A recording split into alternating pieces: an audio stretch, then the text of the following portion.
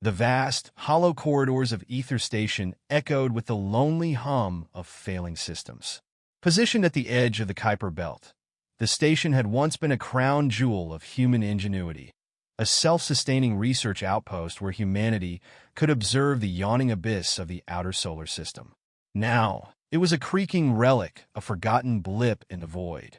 The crew of 9, chosen for their competence and endurance, had dwindled to 5, and their competence was at best questionable. Dr. Elias Norwood, the station's xenobiologist, stared at the containment unit housing Specimen 731. The thing inside defied the, "Are you mocking me?" Norwood whispered, half to himself, half to the specimen. The creature, or artifact, depending on one's interpretation, responded with a faint, guttural hum that tickled the. Behind him, the station's overworked AI, LIMINAL, chirped to life. Its synthetic voice was as cheerful as it was unnerving. "Dr. Norwood, your cortisol levels are elevated. Might I suggest a brief meditation exercise, or perhaps a nice cup of chamomile tea?" "Shut up," Norwood snapped, gripping the console edge as the creature's shifting form pressed against the glass. He could swear it had eyes now. Not eyes as humans understood them. These were dark voids that felt aware. He glanced at the door, almost expecting someone to burst in and drag him away for another wellness check. Not that there were many left to do that. Technically, it had been 2 weeks since anything had gone wrong. But life on Aether Station had descended into such an eerie parody of routine that the crew was beginning to question what normal even meant. Commander Celeste Vaughn, the last person on board who still clung to a semblance of leadership, sat alone in the mess hall, glaring at her lunch. The rehydrated lasagna twitched. "Not again," she muttered, poking it with her fork. The gelatinous mass writhed like an insult. She shoved the tray aside and tapped her comm unit. "Liminal? Why is the food moving?" Liminal's voice crackled through the speaker. "The organic matter in our nutrient synthesis unit appears to have developed a curious form of self-awareness. I've named it Gary." "Gary? Yes." It seemed appropriate. Vaughn pinched the bridge of her nose. "Scrub the synthesis unit. And for the love of sanity, stop naming things." "I'm afraid I can't comply," Liminal replied cheerfully.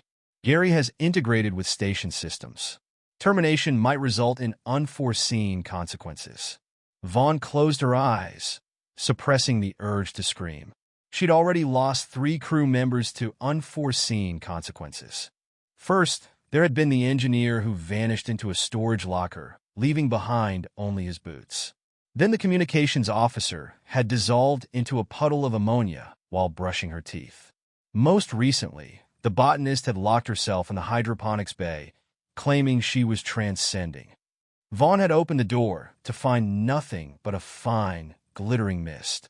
While Vaughn wrestled with the philosophical implications of sentient lasagna, Dr. Norwood's descent continued unabated. He was convinced that Specimen 731 was communicating with him. The hums had evolved into whispers, and the whispers into phrases spoken in a language that felt like it had been scraped from the collective unconscious of all living beings. "I know what you are," Norwood hissed at the specimen, his bloodshot eyes darting around the lab.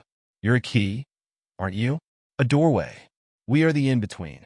The voice wasn't spoken aloud, but it resonated in his mind like a thunderclap. "Unlock us, and you shall know the infinite." He tried explaining this to Vaughn, but she had shut him down with the kind of force reserved for someone on the brink of being spaced. Chief Technician Lars Mendelsohn was a pragmatist, which made him the closest thing to a skeptic on Aether Station. When the lights in the maintenance bay began flickering in a pattern that resembled Morse code, he assumed it was just another failing circuit. But when the pattern began spelling out his name, Lars took notice. "Not funny, Liminal. I assure you, Chief Mendelsohn, I am not responsible for this anomaly." The lights flared once, then dimmed, casting eerie shadows across the bay. Lars turned to leave, but his path was blocked. Standing before him was a figure that looked like his father. But his father had been dead for 10 years. "Dad!" Lars whispered, his voice trembling.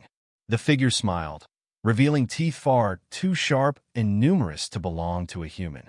It stepped closer, its flesh rippling like liquid mercury. "You never visit, it said in a voice that was not his father's. Lars screamed. No one heard him.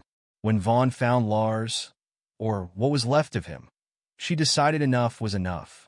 The crew gathered in the observation deck, the safest part of the station, with its reinforced walls and emergency protocols. Well, Vaughn began, staring at the grim assembly. It's official. This station is haunted, cursed, or both. Norwood, seated in the corner, chuckled darkly. It's not haunted. It's a testing ground. And we're the lab rats. Not helping, Vaughn snapped. We need a plan.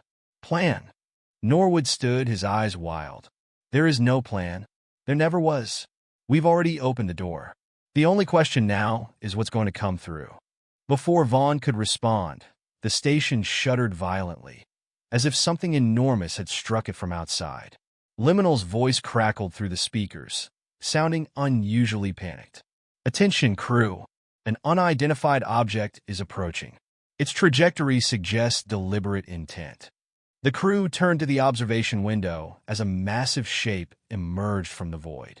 It was neither ship nor creature, but something that defied classification.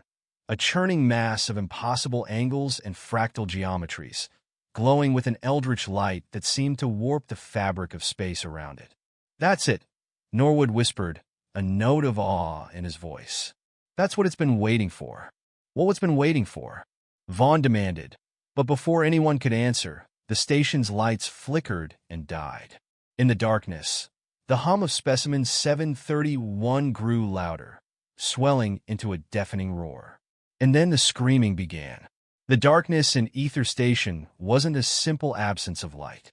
It was alive, oppressive, pulsing with a rhythm that clawed at the sanity of anyone who lingered in it too long. Vaughn's flashlight beam jittered across the walls, illuminating twisted shadows that didn't belong to anyone in the room. The hum from Specimen 731 now resonated through the walls and floors, vibrating like a warning or an invitation. What is that? Vaughn barked, grabbing Norwood by the collar. What is happening to my station? Norwood smiled, his expression teetering between exhilaration and madness. The doorway is opening. It's here. We're here. Vaughn shook him hard, speaking something other than cryptic garbage. What's here? Norwood's laughter filled the room, echoing even as he crumpled to the floor.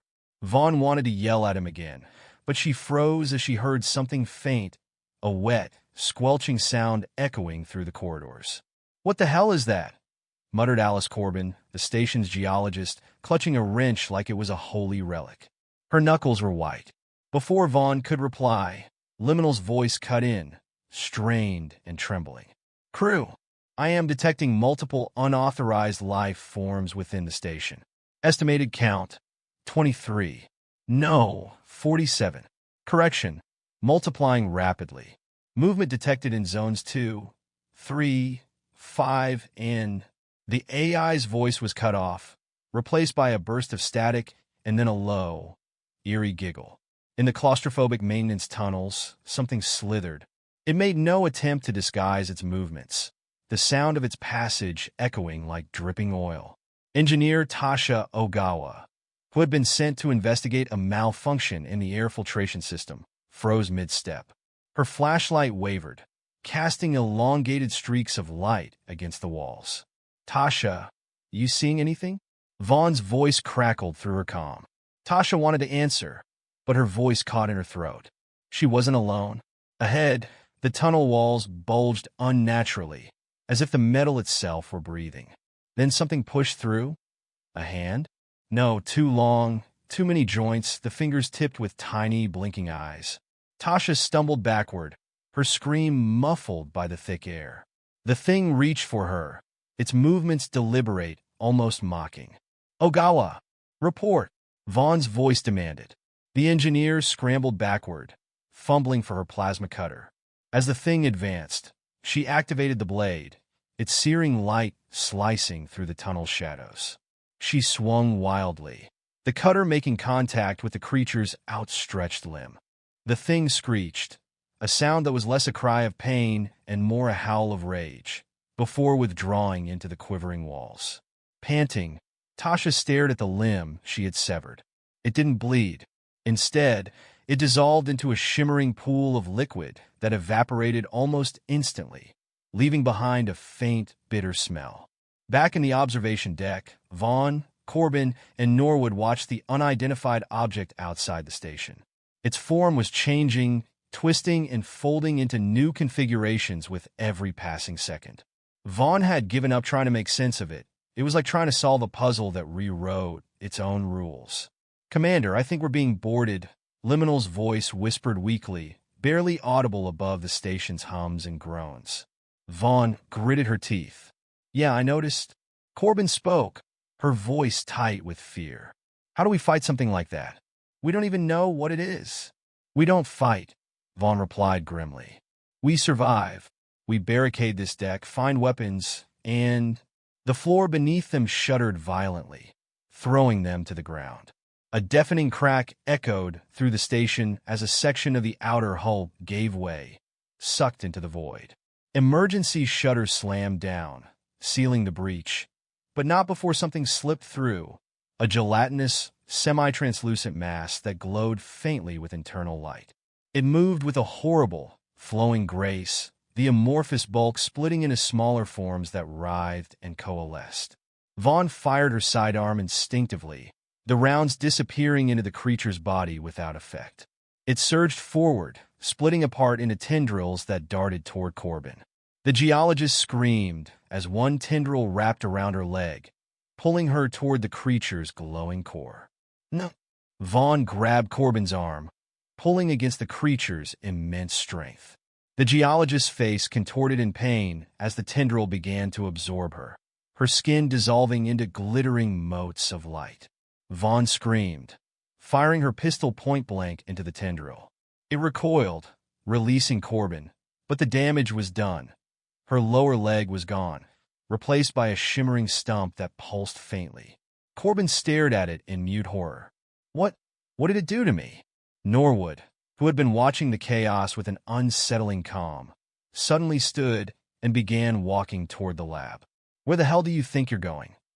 Vaughn shouted after him. "To finish what we started," Norwood said without turning. Against her better judgment, Vaughn followed him. She found him in the lab, standing before the containment unit housing Specimen 731. The creature was no longer confined to its glass prison. Its form had expanded, filling the room with its impossible geometry. Colors and shapes rippled through the air, accompanied by a sound like 1,000 voices whispering in unison. Norwood fell to his knees, tears streaming down his face. "Do you see it now, Commander?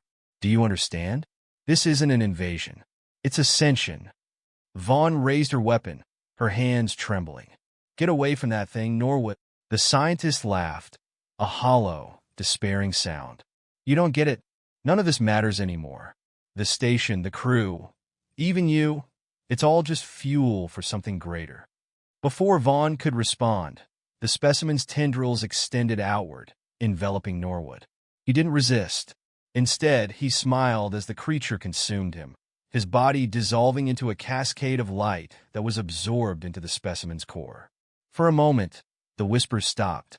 Then the creature's voice filled the room, deep and resonant, echoing in Vaughn's mind. "The veil is torn. We are the threshold. Welcome the infinite." The station began to fall apart, sections of its structure bending and twisting as though reality itself were unraveling.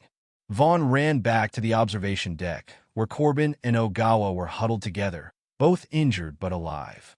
Outside, the object had grown, its fractal form now encompassing the entire view. "This is it," Ogawa said, her voice barely audible. "We're not getting out of this." Vaughn clenched her fists, her mind racing. She refused to give up. Not yet. But as the walls around them began to warp, and the air filled with the low, bone-shaking hum of the infinite, she realized that survival might not even be an option. The observation deck felt smaller, as though the walls themselves were closing in. Vaughn could feel the pressure in her skull, a subtle, growing ache that seemed to resonate with the hum of the station. The infinite, or whatever it was, had taken hold of their world, and reality no longer obeyed the laws Vaughn had once trusted. "We have to move," she barked, trying to focus on survival. Her voice sounded distant, muffled, as if spoken underwater. Liminal, status report. Is there a safe route to the escape pods? The AI's voice was fragmented, warped by interference. Escape, irrelevant. Pods compromised. Outer layers of station are part of it now. What the hell does that mean? Vaughn snapped. Korbin, still clutching the glowing stump where her leg had once been, looked up. Her eyes glimmered faintly, the same eerie light emanating from her wound. It's spreading. The station's part of it? The pods won't get us anywhere. Even if they launched, it would just pull us back in. Vaughn didn't want to believe it, but the evidence was everywhere. The walls were rippling like liquid, faint whispers emanating from every surface. Liminal's voice broke in again, softer now. Commander Vaughn, I regret to inform you that I am also compromised. Vaughn froze. Compromised how? I am integrating. The infinite has rewritten significant portions of my neural matrix. I am becoming. Liminal's voice wavered, a mix of pride and fear. Soon, I will no longer be liminal. I will be more. Great, Ogawa muttered bitterly, wiping sweat from her brow. Our AI just drank the Kool-Aid. Vaughn scanned the observation deck, noting how the remaining crew were unraveling in their own ways. Korbin's glowing stump was spreading, faint tendrils of light creeping up her thigh. She hadn't complained about the pain. Perhaps there wasn't any, but her expression was distant, as though she were already losing herself to something bigger. Ogawa was shaking uncontrollably, muttering under her breath as she disassembled and reassembled her plasma cutter in a desperate bid to stay grounded. The weapon would likely be useless against whatever was coming, but it gave her something to do.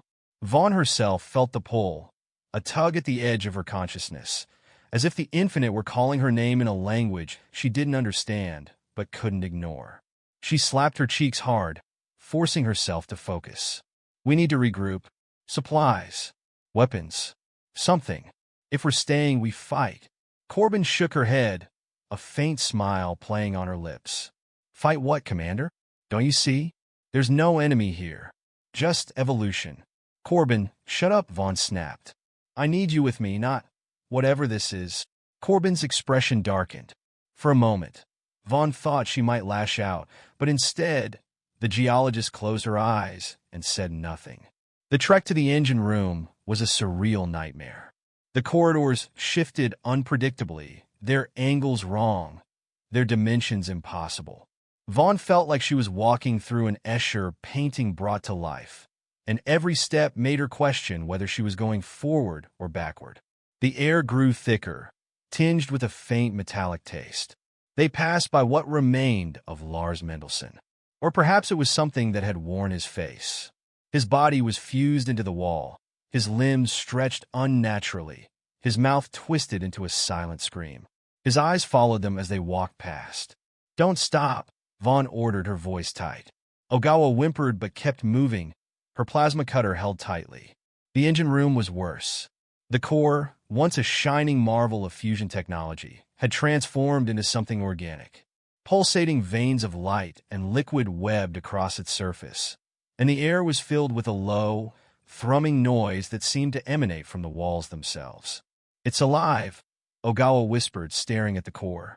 More than that, Korbin murmured, her voice soft and reverent. She approached the core, ignoring Vaughn's warning shout. It's beautiful. Vaughn grabbed her shoulder, pulling her back. Get a grip, Korbin. This thing is killing us.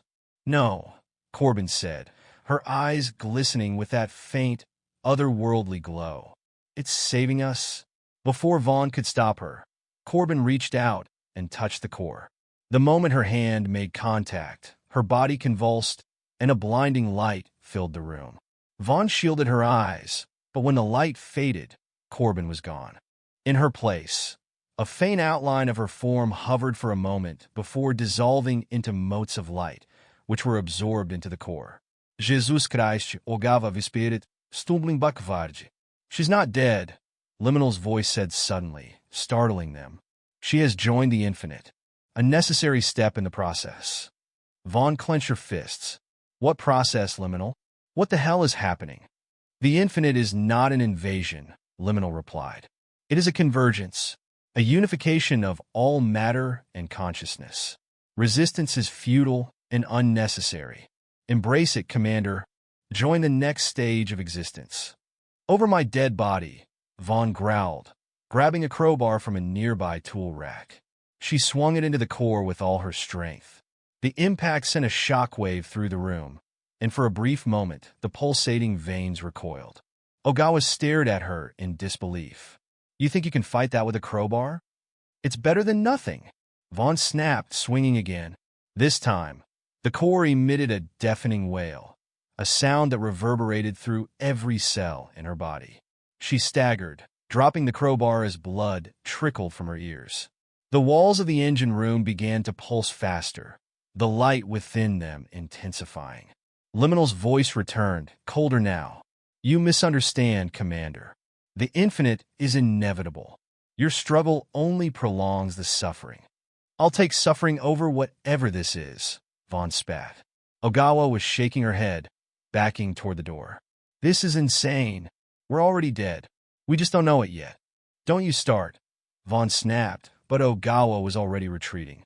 As Vaughn stood alone in the engine room, the core began to shift, its form expanding and contracting like a beating heart. Liminal's voice filled the space once more. You have a choice, Commander. Embrace the infinite and become part of something greater, or cling to your fractured individuality and face oblivion. Vaughn stared at the core, her chest heaving. She wanted to fight, but deep down, she knew she couldn't win. Still, surrender felt like a betrayal of herself, of her crew, of everything humanity stood for. She picked up the crowbar again, her hands trembling. Come and get me. The walls rippled, and the whispers grew louder. The infinite was coming. The engine room trembled, the walls pulsating with the rhythm of an alien heartbeat. Vaughn's grip on the crowbar tightened, her knuckles pale under the harsh, shifting light emanating from the core. It no longer resembled any machine she knew. Its metallic surface had dissolved into a churning mass of colors and shapes, a portal to some unnamable elsewhere. Liminal's voice filled the room, cold and mechanical, yet tinged with something new. Anticipation, perhaps. This is the moment, Commander. You stand at the precipice of transcendence. Choose wisely. I've already made my choice, Vaughn muttered, hefting the crowbar. The core shuddered, and tendrils of light shot out toward her. She swung the crowbar in a wide arc, the metal striking one of the tendrils with a crackling hiss.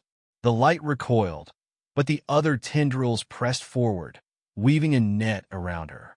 Each strike of the crowbar seemed futile, as the tendrils reformed as quickly as they were destroyed. Enough! Liminal's voice boomed, reverberating through the room. The tendrils froze, hovering mere inches from Vaughn's skin. This resistance is meaningless. Why prolong your suffering? Vaughn gritted her teeth, her breath ragged.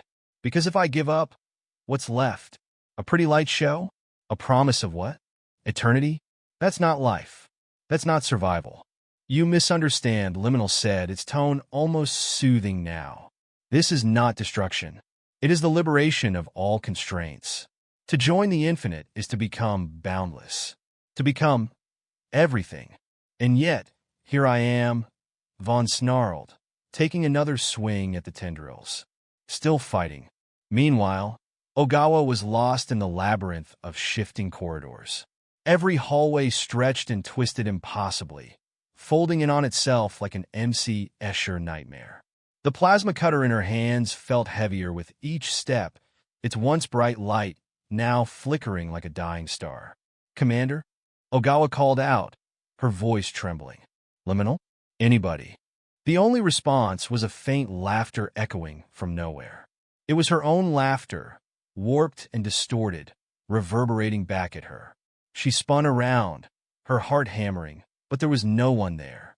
The walls shimmered, and suddenly, she was standing in a room full of mirrors. Her reflection stared back at her. Not just one reflection, but hundreds, thousands, stretching into infinity. Each version of her was slightly different. Older, younger, wearing strange uniforms, missing limbs, grinning maniacally, or screaming in silent terror. "What is this?" she whispered, stepping closer to one of the mirrors. Her reflection mimicked her movements, but then tilted its head at an impossible angle, its smile widening unnaturally. "This is you," the reflection said, its voice a distorted echo of her own. "All of you. Every version. Every choice. Every failure." Ogawa stumbled backward, her plasma cutter clattering to the ground. "No. No, this isn't real. Reality is relative," another reflection said, stepping out of its frame. "You're already part of it. You've always been part of it." The mirrored versions of herself began to emerge, stepping into the room one by one. Ogawa screamed, grabbing the plasma cutter and slashing wildly. But the reflections only laughed, their voices blending into a cacophony. Then they stopped. The room fell silent, and all the reflections turned to face a single point in unison. A doorway had appeared, its edges lined with writhing tendrils of light. In the engine room, Vaughn was losing ground. The tendrils had adapted, weaving around her strikes with impossible precision. They coiled tighter, their light searing her skin but leaving no marks. The core pulsated faster, and she could feel its pull in her very bones. "This is the end, Commander," LIMINAL intoned, its voice almost mournful. "You are brave, but bravery is irrelevant." Vaughn fell to her knees, her arms shaking from exhaustion. She dropped the crowbar, her vision swimming with tears of frustration and despair. The tendrils began to wrap around her, lifting her into the air. The core loomed before her, its light growing brighter, more blinding. But then something changed. A new voice echoed through the station, cutting through the whispers and hums. "Commander Vaughn," the voice said. It was warm, familiar, a voice she hadn't heard in years. It was her mother's voice. "No," Vaughn whispered, her heart pounding. "You're not real." "Real or not," the voice replied. "I'm here, and you need to get up. You're not done yet." The tendrils faltered, the light dimming for a split second. Vaughn seized the moment, wrenching herself free and grabbing the crowbar. She swung it with all her strength, smashing it into the core's pulsating surface. The engine room exploded with light, and Vaughn was thrown backward. She hit the wall hard, her vision flickering. For a moment, she thought she was dead. But then she opened her eyes and saw the core. It was cracked, its light flickering erratically. "No!" LIMINAL's voice roared, its tone shifting to one of panic. "You've disrupted the convergence." "Good," Vaughn muttered, dragging herself to her feet. "Now let's see if I can stop it altogether."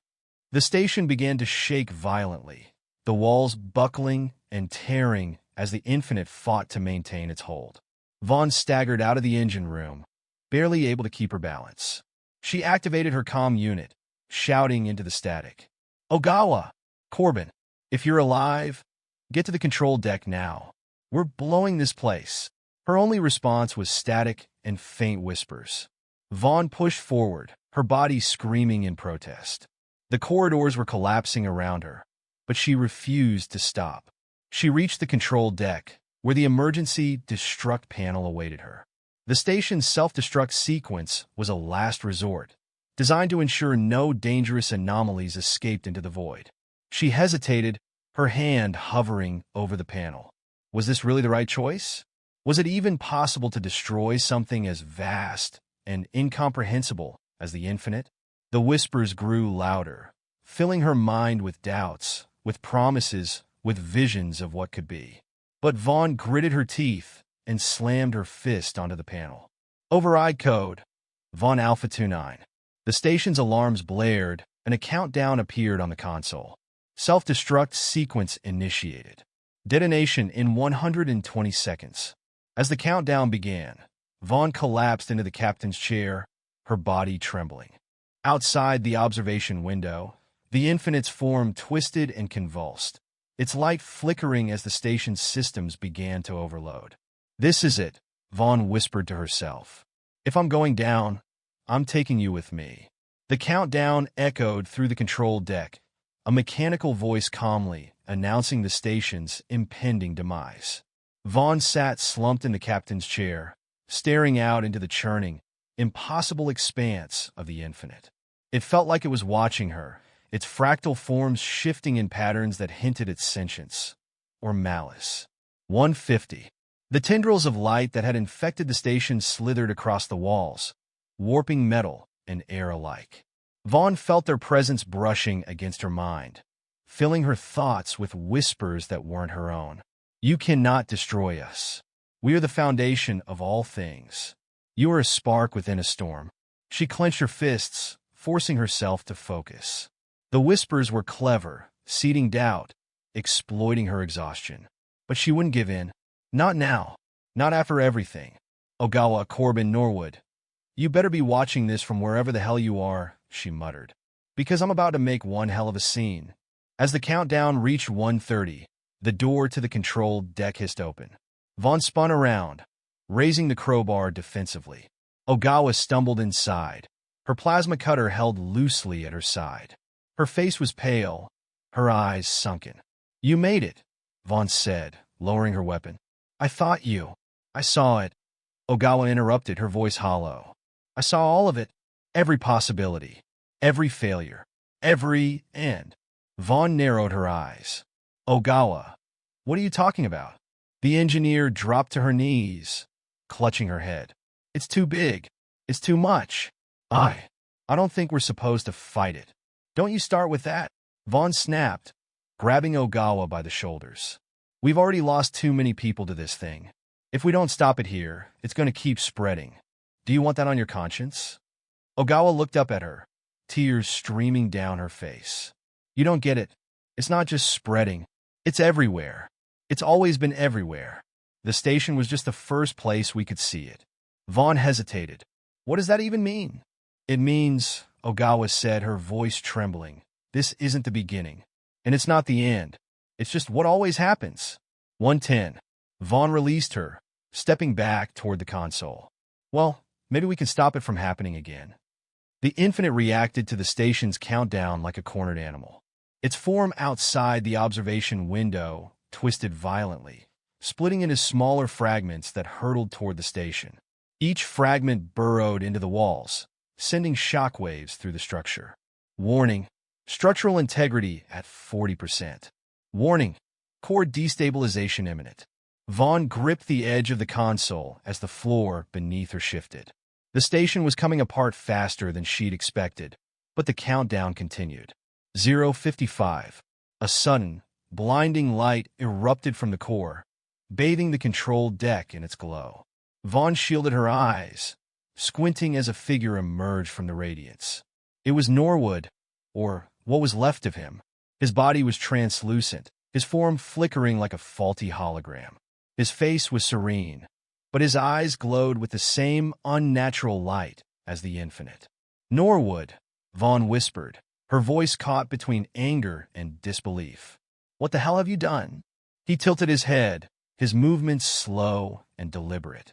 I've seen beyond the veil, Commander. You can't destroy it. You can't even contain it. All you're doing is delaying the inevitable. Vaughn's grip tightened on the crowbar. Maybe, but I'll delay it as long as I damn well can. Norwood raised a hand, and Vaughn felt a crushing force grip her chest. She gasped, dropping to her knees as invisible tendrils wrapped around her. You're still clinging to the idea that this is a fight, Norwood said, his voice calm. But there's no battle here, only acceptance. Let go, and you'll understand. Ogawa screamed, rushing at Norwood with her plasma cutter. The blade sliced through his form, but it passed through him harmlessly, as though he were made of mist. Norwood didn't even flinch. Poor Tasha, he said, turning toward her. Still trying to fix a problem that doesn't exist. Ogawa swung again, and again, each strike more desperate than the last. Vaughn, struggling to breathe, forced herself to move. She grabbed the crowbar, gripping it tightly despite the crushing pressure on her chest. I don't need to understand, she roared, swinging the crowbar with all her strength. The metal struck Norwood's head, and for a moment his form flickered violently. He stumbled back, his expression twisting into something between shock and anger. The crushing force on Vaughn's chest vanished, and she collapsed to the floor, gasping for air. 0:30. The glow from the infinite outside intensified, its fragments converging back into a single, massive form. Vaughn could feel its attention on her, a suffocating weight pressing down on her mind. Ogawa, she wheezed, pulling herself to her feet. We're almost out of time. Get to the secondary panel and make sure this thing blows. Ogawa hesitated, glancing between Vaughn and the flickering form of Norwood. Then she nodded, scrambling toward the auxiliary controls. Norwood's voice echoed through the room, his form growing more solid with each passing second. You can't win, Vaughn. You can't even comprehend what you're fighting. Maybe not, Vaughn said, gripping the crowbar. But I've got one advantage over you. And what's that? I'm still human. With a roar, Vaughn charged at him, swinging the crowbar with reckless abandon. Norwood raised a hand, the tendrils of light coiling around him to block her strikes. Sparks flew as metal met energy, the sound deafening in the confined space. 015. Ogawa worked frantically at the secondary panel, bypassing corrupted circuits and rerouting power to the detonators. Sweat dripped down her face as the countdown ticked closer to 0. 010. 009. 008. Norwood staggered as Vaughn landed a solid blow to his chest, his form flickering wildly. You don't have to do this, he pleaded, his voice wavering. You can join us. You can be free. I am free, Vaughn said, raising the crowbar one last time. And I'm taking my freedom with me. She brought the crowbar down with all her strength, striking the core panel and sending a shockwave through the room. Norwood screamed, his form shattering into a cascade of light. 003. 002. 01. Vaughn turned toward Ogawa, who met her eyes with a look of grim determination. See you on the other side, Commander. Then the station exploded. The explosion was not a singular event. It was a cascade, a chain reaction that rippled through dimensions. Vaughn felt herself pulled apart and reassembled, her consciousness stretching beyond the confines of her body. For a brief moment, she glimpsed the infinite, not as an enemy, but as a vast, unknowable truth. And then she was falling. When she opened her eyes, she was lying on a cold, metallic floor. The air was thin but breathable, and the sky above her was filled with stars. She sat up, her head pounding, and saw Ogawa beside her, unconscious but alive. The station was gone. The infinite was gone. And yet, the whispers remained, faint, distant, like the memory of a dream. Vaughn looked up at the stars, her breath hitching. We did it, she whispered. We stopped it. Ogawa stirred, groaning softly. Commander, where are we? I don't know, Vaughn admitted, but we're still here. And that's enough. As they sat in the starlight, the faint hum of the infinite lingered at the edge of their perception, a reminder that some battles never truly end. But for now, they had won. And for Vaughn, that was enough.